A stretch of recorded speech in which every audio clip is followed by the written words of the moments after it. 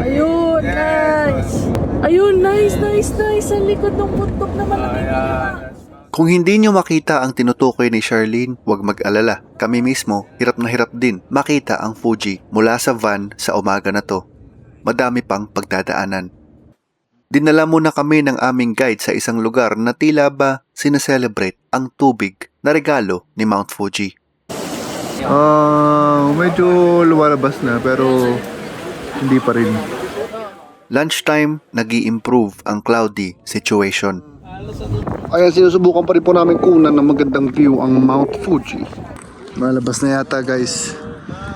Lumalabas na yata. Pero hindi pa rin kasing linaw ng mga logo. Nagtungo pa kami sa tinatawag na pagoda, mas mataas na viewing deck. Umaasa kami na mas maganda ang view doon.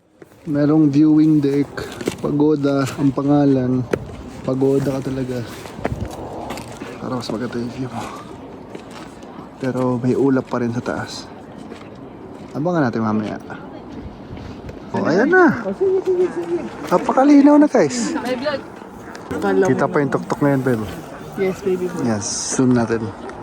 Look at that. Lovely. Lumilitaw na talaga ang hugis niya ngayon. Kontento na sana kami. Pero di namin akalain na makikita pala namin ang 100% niya mamaya.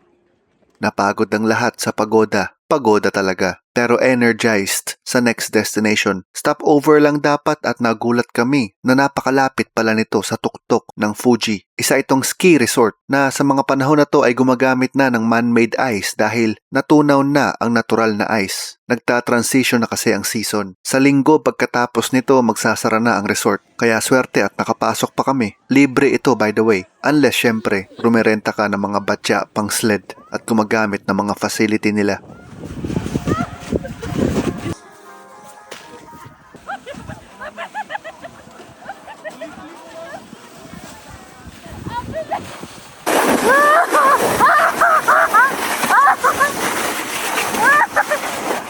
Yes, nakita namin ang tuktok ng Mount Fuji ng maliwanag. Pero dito talaga sa next stop magkakalantaran.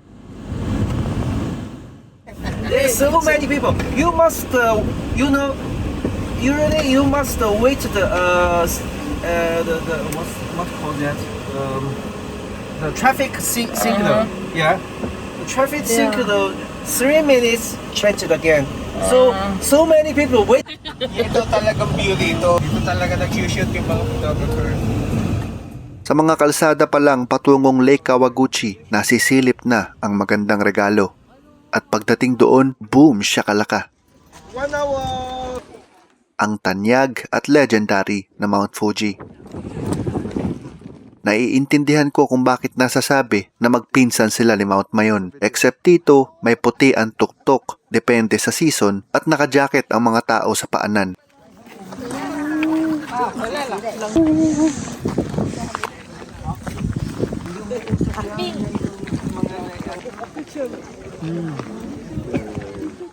Sa totoo lang, na-starstruck ako at ibang klaseng tourist attraction si Mount Fuji. Hindi tourist trap ang pakiramdam kasi madaming viewing options at hindi tad-tad ng souvenir shops sa mga hintuan. At at the end of the day, maganda talaga siya. Period. Majestic. Literal na epic. Dear Mount Fuji, salamat sa paghawi ng mga ulap sa araw na to. Ang swerte namin. Okay, it's that Lawson. Okay. Different. Everybody go to usually everybody go to the Kawaguchi stations Lawson, but I don't like there. So many people in the Mount Fuji area. Everywhere like this Lawson Family Mart, this company store. Everywhere can take the beautiful picture.